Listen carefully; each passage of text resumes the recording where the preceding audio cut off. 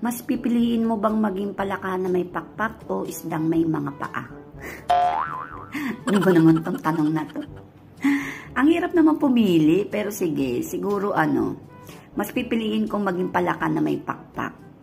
Siyempre, kapag may pakpak ka na, hindi mo na kailangan tumalon-talon pa para umiwas sa mga predator. So, diretso lipad ka na yun kapag uhulihin ka na, parang instant superhero ang dating mo yun. O, diba? So, madali ka makakaiwas sa mga predator. Wag lang masyadong mataas yung lipad kasi baka mahuli ka naman na malalaking ibon.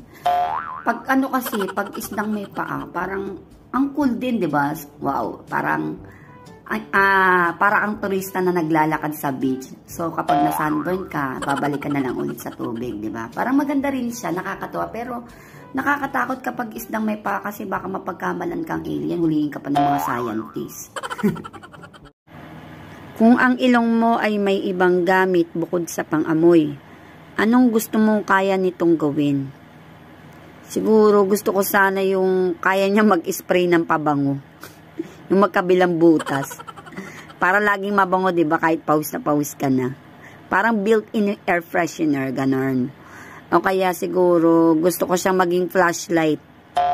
Para in case na brown out, o kaya mga emergency na mawalan tayo ng kuryente, yun, automatic siya, meron siyang flashlight. Kung magiging gulay ka, anong gulay ang gusto mong maging at bakit? Siguro gusto kong maging sibuyas. Ay, hindi para maging babaho Gusto kong maging sibuyas, diba kasi kahit maliit na hiwa, kaya kitang paiyakin. Ay, hindi. Siguro na lang, sili. Sili kasi para kaya kong painitin ng buhay mo.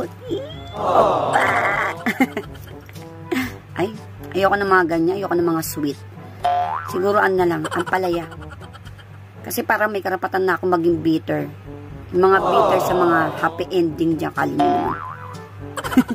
Charot.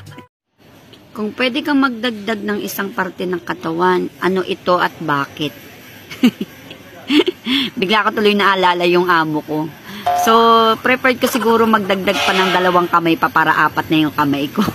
Kasi, hindi pa ako tapos sa isang gawain. Gagawin niya, uutusan niya ako sa isa pang gawain, o diba?